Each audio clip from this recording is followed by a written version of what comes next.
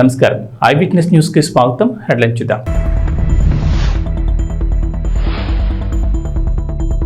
వాడవాడల స్వాతంత్ర దినోత్సవ వేడుకలు, దేశవ్యాప్తంగా మిన్నంటిన సంబరాలు.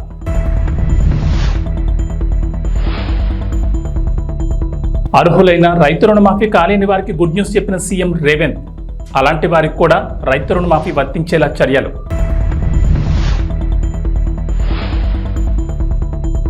స్వాతంత్ర దినోత్సవ వేడుకల్లో జాతీయ జెండాను ఆవిష్కరించిన ముఖ్యమంత్రి చంద్రబాబు.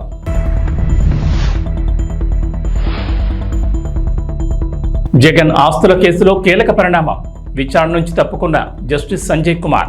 2 శతాబ్దాల పాటు ప్రజలను హింసిస్తూ పన్నుల భారం వేసి జాత్యహంకారంతో సాగిన బ్రిటిష్ పాలనకు ఆగస్టు 15, 1947లో ముగింపు పలికారు భారతీయులు. వారి దుర్మార్గపు పాలనకు వ్యతిరేకంగా చేపట్టిన ఉద్యమం స్వాతంత్ర పోరాటానికి దారితీసింది. 1857 తిరుగుబాటుతో ఈ స్వాతంత్ర పోరాటం తీవ్ర రూపం దాల్చింది. ఈ సిపాయిల తిరుగుబాటు బ్రిటిష్ ఈస్ట్ ఇండియా కంపెనీ పునాదులను కదిలించింది. భారత పరిపాలనలో బ్రిటిష్ వారి అసమర్థతను ఇది బహిర్గతం చేసింది.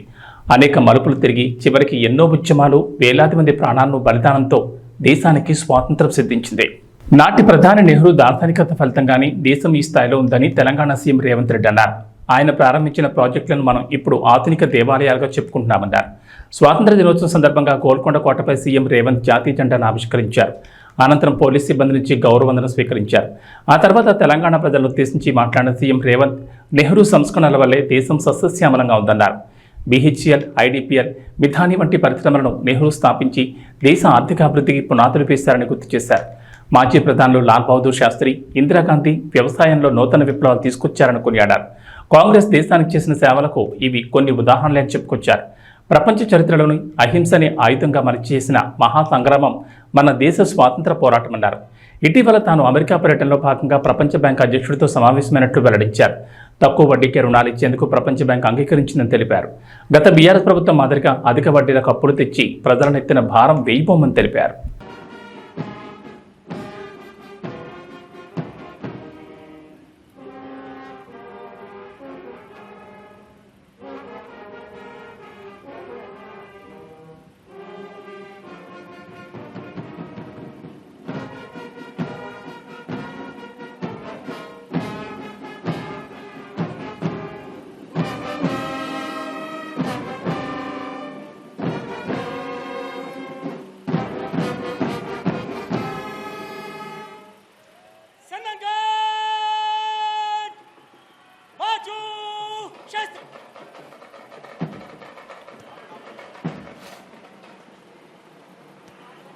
మిత్రులారా,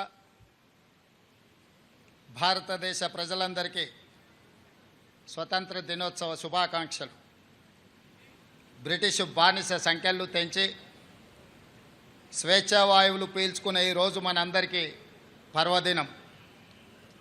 మన దేశ అస్తిత్వాన్ని, ఆత్మగౌరవాన్ని మువ్వన్నెల జెండాగా సగర్వంగా ఎగరేసిన ఈరోజు దేశ చరిత్రలో సువర్ణ అక్షరాలతో లిఖించదగ్గ రోజు. ఈరోజు మనం అనుభవిస్తున్న స్వేచ్ఛ, స్వాతంత్రం ఎందరో మహనీయుల త్యాగ ఫలం, సుదీర్ఘ పోరాట ఫలితం, అనేక ప్రాణ త్యాగాలు, అనేక జీవిత త్యాగాల ఫలితం ఈ స్వాతంత్రం. ఎందరో మహామౌల త్యాగాల వెలకట్టలేని బహుమతి ఈ స్వాతంత్రం. అటువంటి మహనీయులందరికీ శిరస్సు వంచి వినమ్రంగా నమస్కరిస్తున్నాను. వారి త్యాగాలను స్మరిస్తూ తెలంగాణ రాష్ట్ర ప్రజల తరఫున వారందరికీ కృతజ్ఞతలు తెలియజేస్తున్నాను. పోరాటం అంటే ఘర్షణ, యుద్ధం, హింస. కానీ ప్రపంచ చరిత్రలోనే ఆయుధం లేని యుద్ధాన్ని మన స్వతంత్ర పోరాటం, అహింసనే ఆయుధంగా మలిచి చేసిన మహాసంగ్రామం మన స్వతంత్ర సంగ్రామం. అహింస అనే ఆయుధంతో ఎంత గొప్ప విజయాన్ని సాధించవచ్చు అని రుజువు చేసి ప్రపంచానికి సరికొత్త యుద్ధ తంత్రాన్ని చూపించిన దేశం మనది.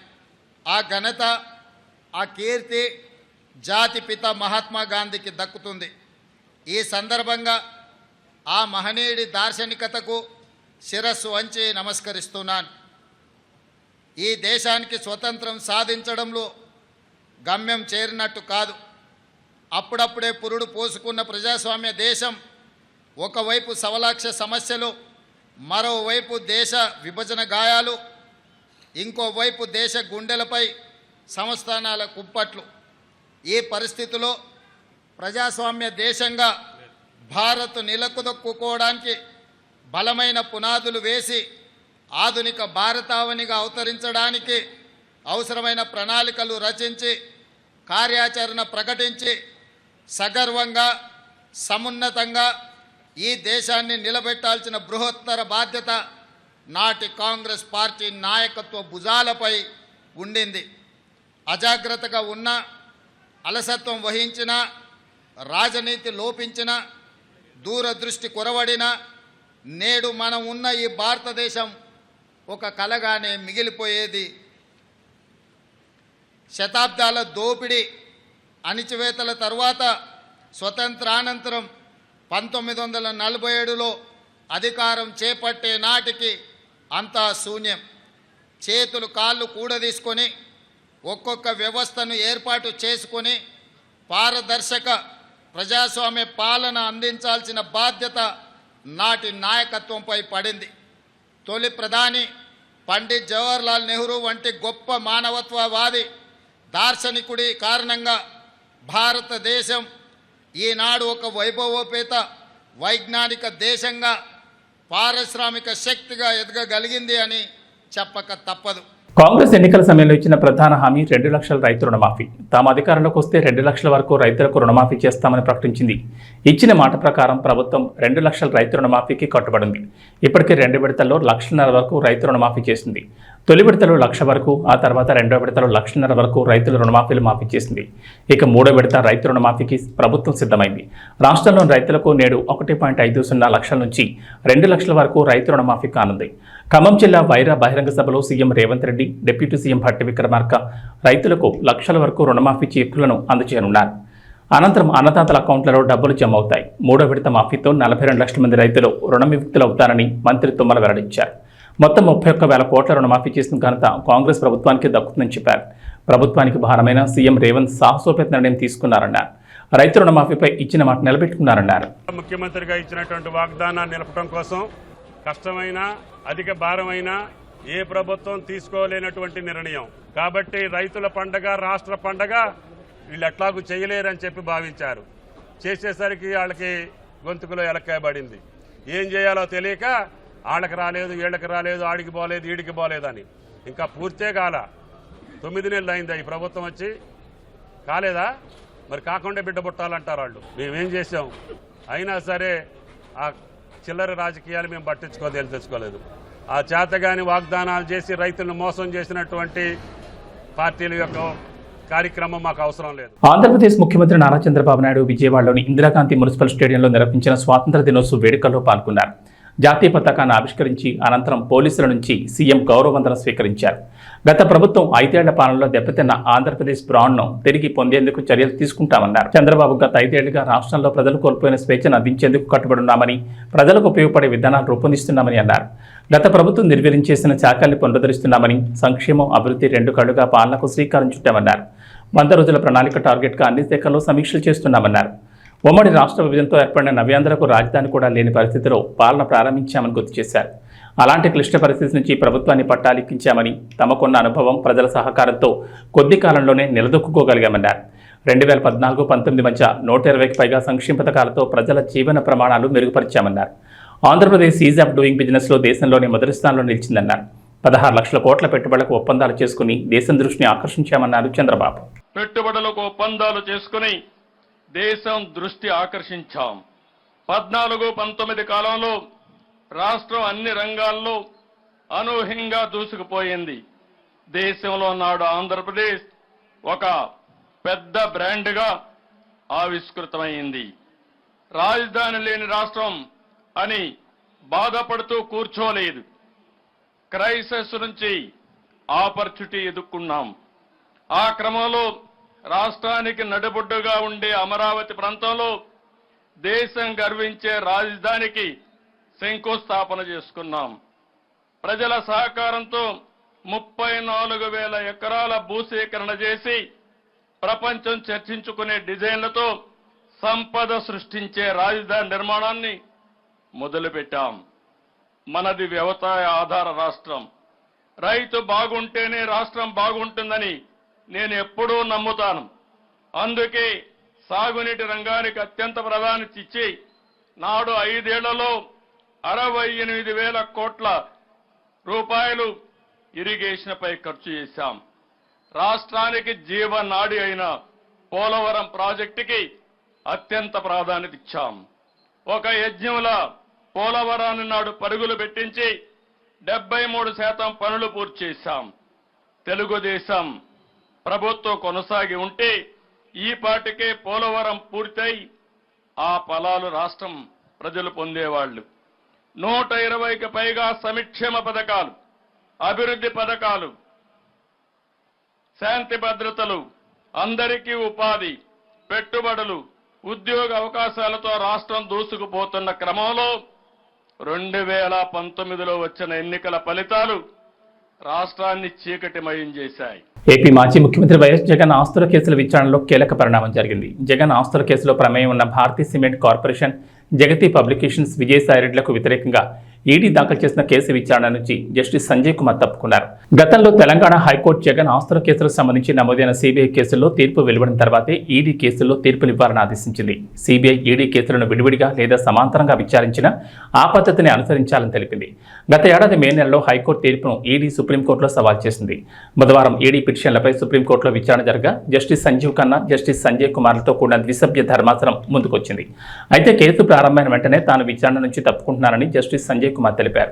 ఇరుపక్షాల లాయర్లు వాదనలు వినిపించేందుకు సిద్ధమవగా జస్టిస్ సంజీవ్ కుమార్ లేని ధర్మాసనం ముందు పిటిషన్ను లిస్ట్ చేయనున్నట్లు జస్టిస్ సంజీవ్ ఖన్నా వెల్లడించారు.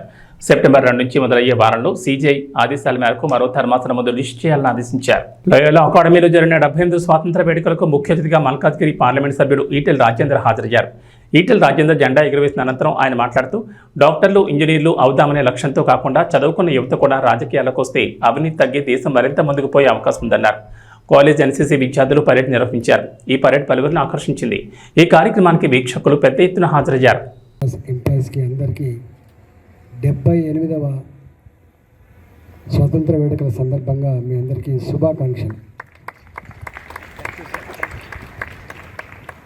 నేను మీ కళ్ళ ముందు 34 సంవత్సరాలుగా ఎదిగిన వాడిని. నేను బయటి వాళ్ళకు కొత్త కావచ్చు, కానీ అల్వాల్ వాసులకు మాత్రం నేను పాతవాడిని.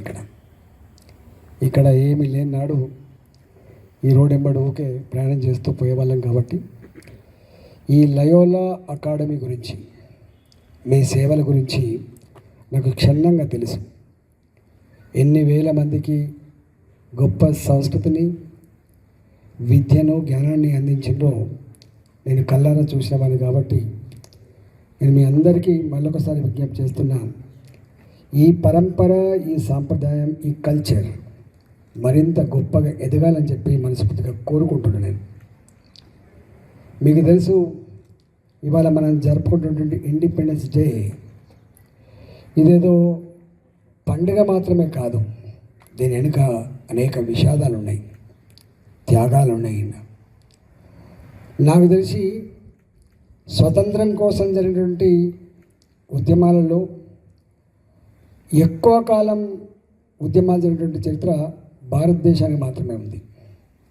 మొఘలాయుల కాలం నుంచి మొదలుపెట్టి బ్రిటిషర్స్ వరకు వందల సంవత్సరాల కాలం పాటు మాకు స్వతంత్రం కావాలి, మేము పరిపాలించుకున్నటువంటి సత్తా రావాలని చెప్పి ఎన్ని 100,000 మంది తమ అమూల్యమైన ప్రాణాలను ఈ దేశ విముక్తి కోసం దారబోసిండ్రో అవన్నీ ఇవాళ మరణం వేసుకోవాల్సిన అక్కడ ఉన్నది. లక్షలాది మంది జైళ్ళల్లో మగ్గి చివరికి బయటికి రాక శవాలుగా మారిపోయినటువంటి సందర్భాన్ని మనం చూసినాం. అందువల్ల త్యాగాల పునాదుల మీద ఏర్పడ్డ ఈ భారతదేశ స్వతంత్రం, ఇవాళ మనం అనుభవిస్తున్న స్వేచ్ఛ, మనం అనుభవిస్తున్న స్వతంత్రం, అది అంతమంది త్యాగదళ పుణ్యం వల్ల అనుభవిస్తున్నది తప్ప ఇదేదో ఊరికే వచ్చింది కాదనే విషయం మనం మర్చిపోవద్దు. గుంటూరు జిల్లా పొన్నూరులో రిటైర్డ్ ఆర్మీ వెల్ఫేర్ అసోసియేషన్ ఏర్పాటు చేసిన 78వ స్వాతంత్ర దినోత్సవ వేడుకల్లో పొన్నూరు ఎమ్మెల్యే ధూళిపాటి నరేంద్ర కుమార్ పాల్గొన్నారు. ఈ సందర్భంగా మాట్లాడుతూ దేశానికి సైనికులకు చేసిన సేవతో పోల్చుకుంటే మేము చేసే సేవ చాలా చిన్నదన్నారు. దేశం కోసం పోరాడిన ఆర్మీ సైనికులు పదవి విరమణ అనంతరం ఆర్మీ కుటుంబాల కోసం అసోసియేషన్ ఏర్పాటు చేసి ఆయా కుటుంబాలకు అండగా నిలవడం అభినందనీయమన్నారు. రిటైర్డ్ సైనికులకు ప్రభుత్వం నుంచి అందాల్సిన సంక్షేమ పథకాలు బెనిఫిట్స్లను ప్రభుత్వంతో మాట్లాడి అవి అందే విధంగా చూస్తానని ఈ సందర్భంగా పట్టణంలోని మున్సిపల్ కార్యాలయం, ఉర్దూ స్కూల్, ఆటో యూనియన్ ఆధ్వర్యంలో చేబ్రోలు మండలంలోని పలు ప్రభుత్వ కార్యాలయాల్లో ఏర్పాటు చేసిన స్వాతంత్ర దినోత్సవ వేడుకల్లో పాల్గొన్నారు.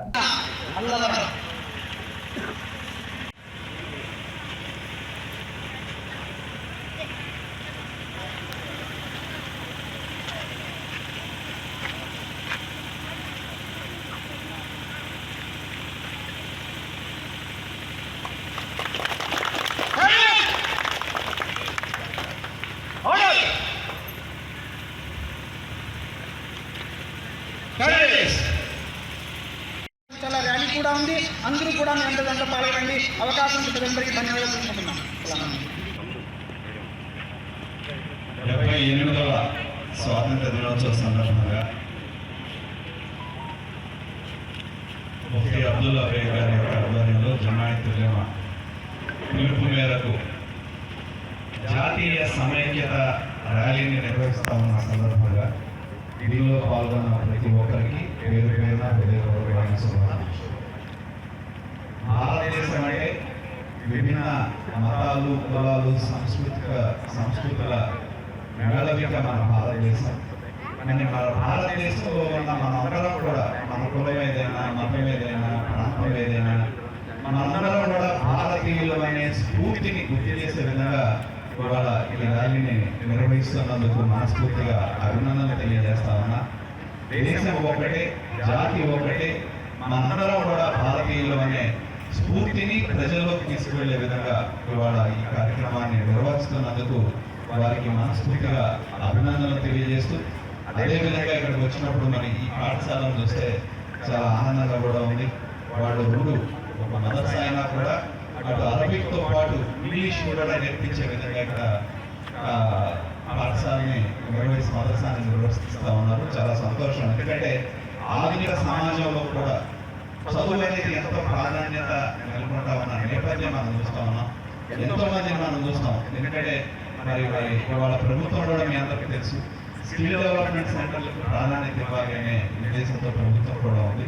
ఎందుకంటే మనలో ఉన్న విద్య ద్వారా నైపుణ్యతను కనుక పెంపొందిస్తే దానివల్ల ఉపాధి అవకాశాలు పెరిగి దానివల్ల మన కుటుంబాల యొక్క జీవనోపాధి కూడా మెరుగైన జీవితం కూడా మనకు వచ్చే అవకాశం ఉంది. కాబట్టి ఈనాడు ప్రభుత్వం కూడా రాష్ట్ర వ్యాప్తంగా ఈ సెన్సెస్ కూడా, స్కిల్ సెన్సెస్ కూడా ప్రభుత్వం తీసుకుంటా ఉంది.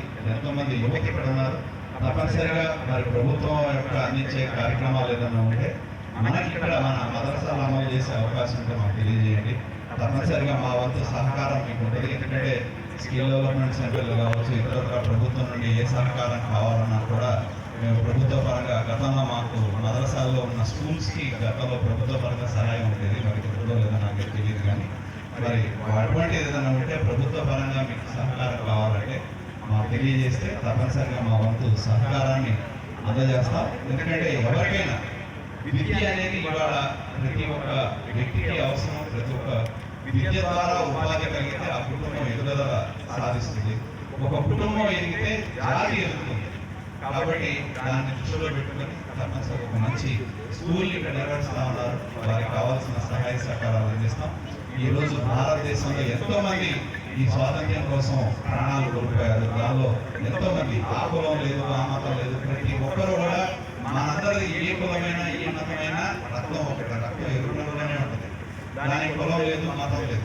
మనందరం కూడా ముందు మనుషుల్లో మనకి మానవీయత అనేది చాలా ముఖ్యం. తోటి వాళ్ళకి సహాయపడటం కానీ, తోటి వాళ్ళకి అవసరమైనప్పుడు మనం అండగా ఉంటాం.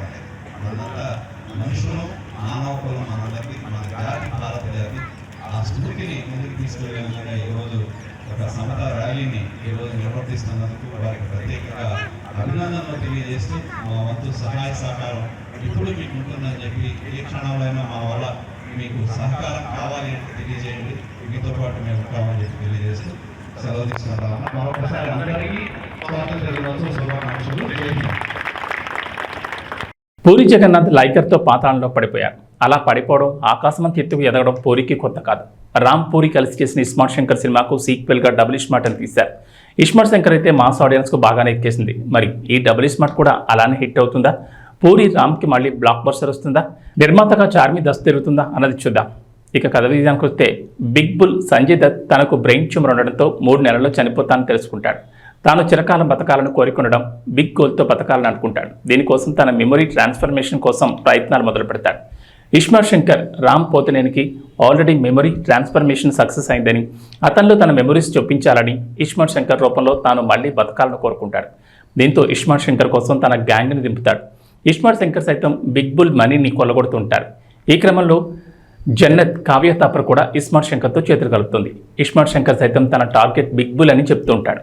ఇస్మార్ట్ శంకర్కి మెమొరీ ట్రాన్స్ఫర్మేషన్ చేసేందుకు బిగ్ బుల్ చేసిన ప్రయత్నాలేంటి, ఆ ట్రాన్స్ఫర్మేషన్ జరిగిన తర్వాత ఏర్పడిన పరిణామాలేంటి, బిగ్ బుల్ని పట్టుకునేందుకు రా ఏం చేసింది, ఈ కథలో జన్నత్ పాత్ర ఏంటి, పోచమ్మ క్యారెక్టర్ కొన్న ఇంపార్టెన్స్ ఏంటి, చివరికి ఏం జరుగుతుందన్నది తెరపై చూడాల్సిందే.